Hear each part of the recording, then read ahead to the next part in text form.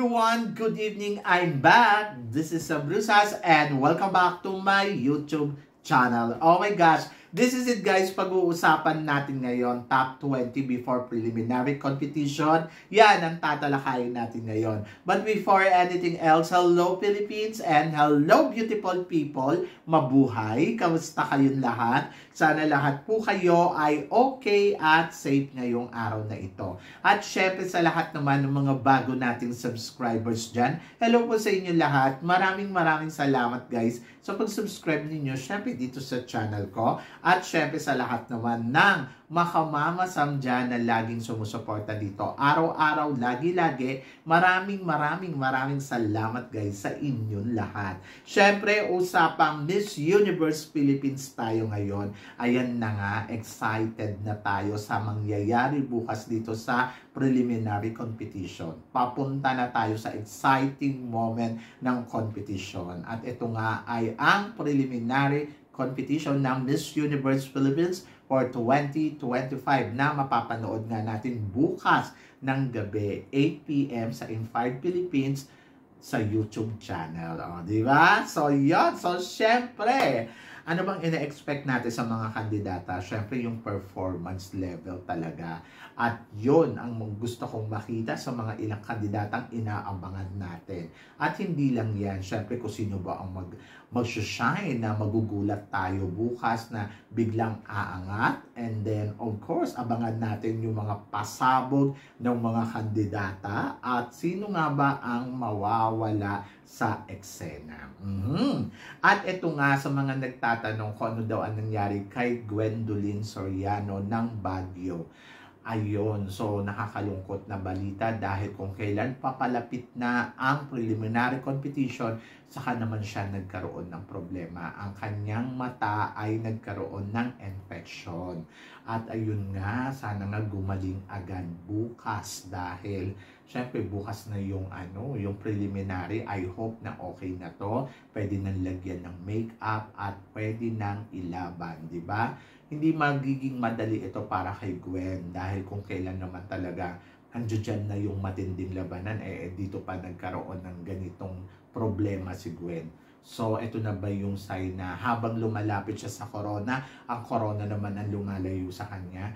Alam nyo guys, sa totoo lang, medyo nalungkot ako dito sa part na to. Kasi parang feeling ko, sayang naman yung lahat ng effort kung mababaliwala lang ng ganon. Pero wala tayong magagawa. Kailangan i-priority ni Gwen yung kanyang kalusugan. Diba? Kasi syempre, oo nga naman, paano nga naman siya makakakumpit kung may nararamdaman na masakit sa katawan niya, especially mata, medyo namaga kasi. And I hope na bukas ay okay na siya. Kasi mahirap yan aayusan siya, may make-upan siya, baka mamaya lalong ma-infection kung kailan malapit na ang coronation, tsaka naman nagkaroon ng ganito. Kaya please, keep praying po para kay Gwendolyn Soriano ng Baguio para dito sa laban niya sa Miss Universe Philippines na sana talaga maghimala ang Diyos sa kanya na gumaling na siya bukas, no? So yun, laban lang Gwen, kaya mo yan. At eto nga, syempre, nako naman. Dahil meron nga tayong top 20, so isi-share ko sa inyo kung sino-sino nga ba ang mga napili ko para sa aking top 20 as for now, bago mag-preliminary competition. So guys, syempre para sa number 20 spot, pasok sa listahan ko ang Pambato ng Surigao. Yes! Si Surigao ay nako, gustong-gusto ko yung beauty na meron siya. Gusto ko kung paano siya umeksena dito sa competition.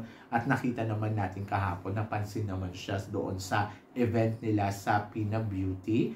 And then, dito nakikita ko na isa tong magandang sign para sa kanya sa laban niya dito sa Miss Universe Philippines. So bukas tingnan natin kung ano nga ba ang ipapakita niyang eksena sa competition. And then para naman sa number 19 spot, syempre hindi mawawala sa listahan natin ang Pambato ng Miss Universe Philippines Davao. Yes! Nako, si Davao. Maganda ang ipinakita at impressive talaga yung mga ginawa niyang eksena dito sa laban niya dito sa Miss Universe Philippines. Medyo kakaiba Pero talagang kahit ako ay na-amaze ako sa mga nakita ko sa kanya. Kaya parang feeling ko, isa siya sa makikipaglaro sa competition na to. So bukas aabangan ko kung ano nga ba ang pasabog ng pambato ng Davao at tingnan natin kung mag-shine nga ba like a diamond star ang pambato nila dito sa preliminary competition ng Miss Universe Philippines. For now, 19 spot Davao City. Yes! And then, of course, para naman sa 18th spot natin, pasok sa listahan natin ang pambato ng Tigigaraw.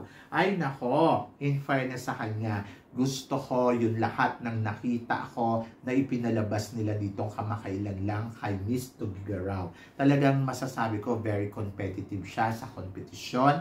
At talagang nandoon na sobrang yung kumpiyansa niya sa sarili niya para maialaban niya ang Tugigaraw sa competition na to. So naniniwala ako na papasok siya sa semi-finalist. Pero syempre, para matupad yun, tingnan natin kung eto nga bang si Tugigaraw ay magiging isa sa mga eksenadora bukas sa competition. So good luck for now. And then, para sa akin, number 18 spot. Number 17 spot naman, ang pambato ng Tarlac. From the beginning pa lang, talagang nagustuhan ko na ang eksena ni Tarlac. At unti-unti, mas nakilala natin ang kanyang mga eksena dito sa competition ng Miss Universe Philippines. Lalo na yung nagkaroon ng mga challenge at mga tawag dito, yung istorya na ipinalabas nila dito sa Miss Universe Philippines. So, mas natuwa ako, mas na-impress ako sa pambato ng Tarlac. And tingnan natin. So, for now, 17 spot. Diba? And then, of course, hindi rin mawawala sa listahan natin para sa number 16 spot ang pambato ng Oriental Mindoro na si Rachel. Ayan pala, si Rachel pala yon. To be honest, gusto ko si Rachel. Naniniwala ako na kaya niya talagang makipagsabayan bukas sa magkukumpit dito sa Miss Universe Philippines. At talaga namang masasabi ko, in fairness sa kanya, kaabang-abang ang bawat eksena na gagawin nilang lahat. Especially na nasa radar natin ngayon si Oriental Mindoro. Marami na siyang napanalong kompetisyon. And then, tignan natin kung ang kompetisyon nga ba ng Miss Universe Philippines ay isa to sa mga magiging achievement niya. So, yan. So, laban. So, bukas tignan natin kung anong eksena niya. Pero in fairness ha, kontesera talaga siya. At para naman sa number 15 spot, naniniwala ako na si Nueva Ecija ay isa sa mga talagang makikipagpupukan dito sa competition. Si Nueva Ecija. Ecija ba? Ecija. Ayan, si Channel Olive. Yes! Oh my gosh. Siyempre, bilang naging representative ng bansa natin, hindi ako naniniwala na hindi makakarating sa dulo ng kompetisyon ang isang Channel Olive. Maganda ang attitude, maganda ang kanyang presentation, at hindi lang siguro talaga napapansin, pero parang feeling ko si Channel ay papasok yun sa top 20. So excited ako kung ano ang pasabog niya bukas sa competition na to. At looking forward ako kung anong makikita pa natin sa kanya. But for now, talagang masasabi ko, magaling ang isang Channel Olive. Simple lang, pero talagang umaarangkada. Diba? Kaya good luck. So, tingnan natin. For now, number 15 spot, Nueva Ecija. Yes. And then, number 14 spot naman sa listahan natin, si Malay Aklan. In fairness kay Malay Aklan, maganda si Malay Aklan ha. Yung beauty niya, hindi mo po pwedeng isnabin. At lately, talagang napapansin natin siya ng bonggang-bongga. So, kung napapansin natin siya nung mga nakaraang araw, hindi rin imposible na mapansin din natin siya bukas sa kompetisyon. At naniniwala ako na may ibubuga ang laban niya dito sa Miss Universe Philippines. I'm so excited for her kasi isa siya sa mga talagang masasabi kong magandang kandidata sa Miss Universe Philippines. And bukas malalaman natin kung ano magiging eksena niya. But for now, number 14 spot ang pambato ng Malay Aklan. Okay, para naman sa number 13 spot, oh my gosh, hindi mawawala sa listahan natin ang pambato ng Benguet. Yes, si Benguet, oh my gosh. Isa to sa mga gusto ko dahil iba ang dating talaga ni Maiko at yung kumpiyansa niya talaga ay nandoon. So, para sa akin, isa siya sa mga malakas na kandidata. Pero, for now, number 13 spot. So, abangan natin bukas kung magpapasabong nga ba ng bonggang-bongga ang pambato ng Benguet. And then, hindi rin mawawala sa listahan natin ang pambato ng Ifugao para sa number 12 spot. Yes, si Ifugao. Si Valerie, di ba? So, ako para sa akin, isa siya sa mga tinitignan ko din na kandidata ngayon dahil kung tutuusin kung beauty ang pag-uusapan, may beauty ka naman talagang makikita sa kanya at hindi biro talagang ngayon napakaganda ng pambato ng Ifugao at tignan natin kung ang pambato nila ay talagang kakabog bukas sa preliminary competition. Looking forward ako kung ano ba ang magiging pasabog at eksena niya. But tingnan natin bukas. And then, of course, para sa number 11 spot, ang pambato ng Bohol. Yes, si Bohol. Uy, in fairness kay Bohol, sobrang ganda talaga ni Bohol. Kaya lang, ayun lang. Ewan ko kung bakit nawawala siya sa eksena. Minsan nandiyan, minsan mawawala. But, I think bukas talagang mapapansin na natin at tingnan natin kung aangat pa nga si Bohol sa competition na to. Maliban sa alam natin na makakapasok siya sa semifinals, so tingnan natin kung siya ba ay makakalusot sa top 10. And tingnan natin bukas yung performance na makikita natin sa kanya. And then para naman sa number 10 spot, ito na. Pasok sa listahan natin si Miss Iligan. Yes, si Miss Iligan. Talagang masasabi ko, iba din ang eksena ni Iligan, ha?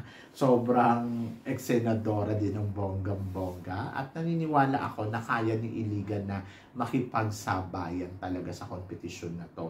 Iba ang vibes niya, iba ang galing ni Iligan. Pero bukas, tignan natin kung kakabog nga ba o for world class nga ba ang beauty na ipapakita sa atin ni Iligan bukas. Oh my gosh, I'm so excited. And then, para naman sa number 9 spot, ito na. Pasok din sa listahan natin ang pambato ng Cebu City. Oh my gosh, si Doktora. Ako naniniwala ako na maganda ang ipinakita niya talaga dito. Very consistent from day 1 until now. At naniniwala din ako na kakabog din ang pambato ng Cebu.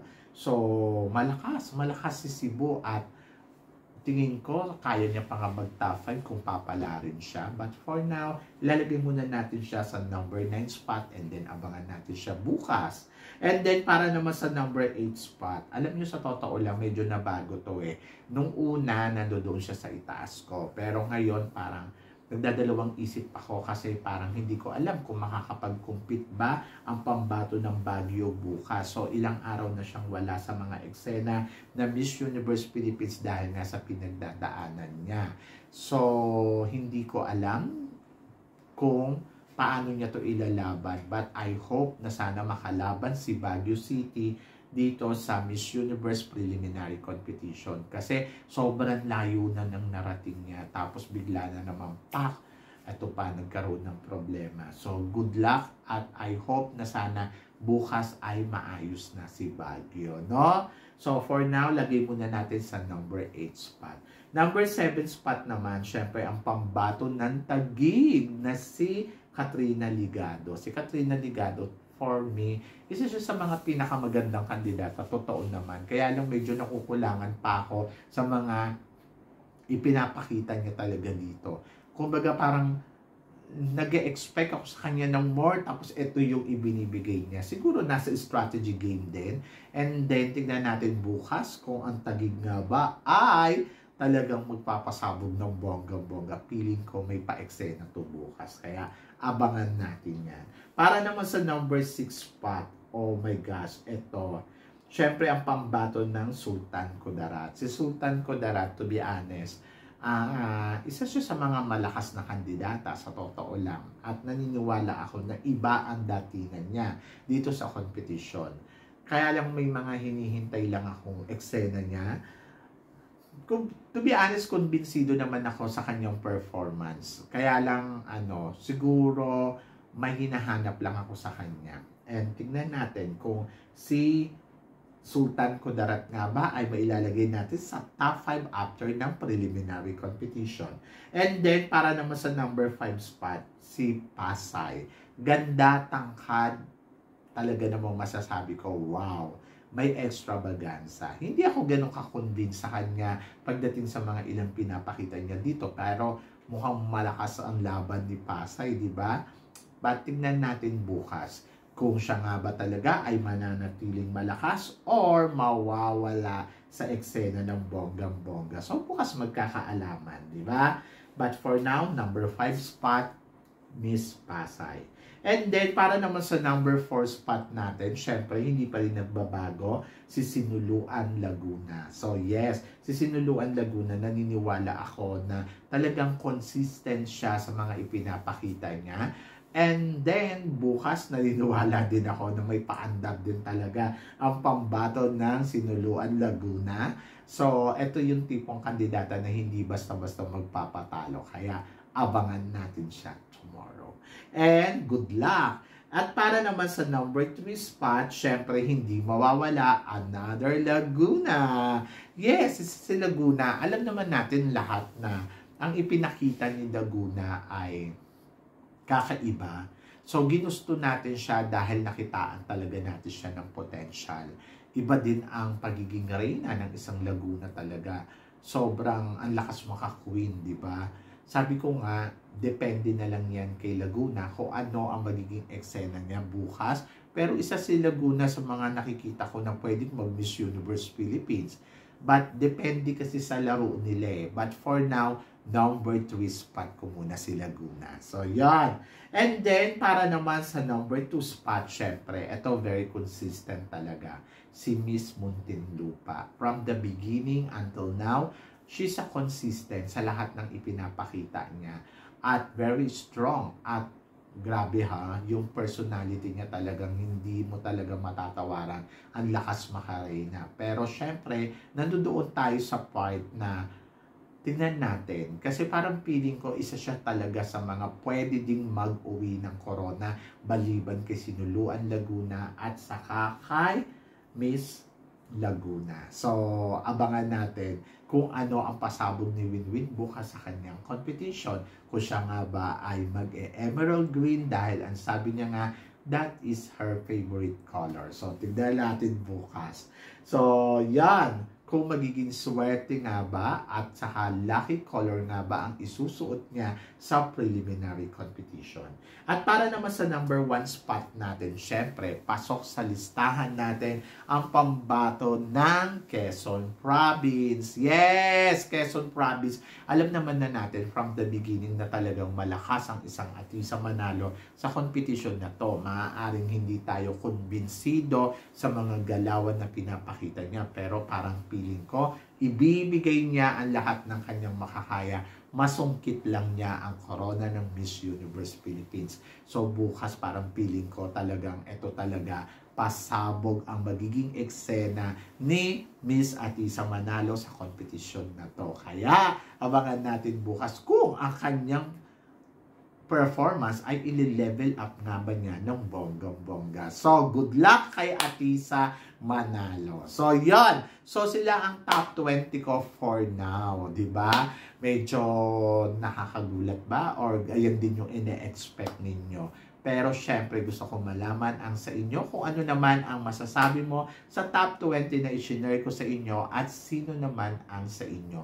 So please comment below para at least malaman ko naman kung ano naman ang chika mo dito sa mga pinag-uusapan natin. So yan. So syempre maraming salamat po sa inyo lahat sa suporta at pagmamahal na binibigay ninyo syempre dito sa channel ko. At sa mga hindi pa po nakaka-subscribe, please don't forget to click like and subscribe my channel at i-click nyo na rin po ang notification bell para more updated kayo sa aking mga chika. Sabi ng ganon, always keep smiling and laban lang. So guys, hanggang dito na lang. Hanggang sa muli nating chikahan.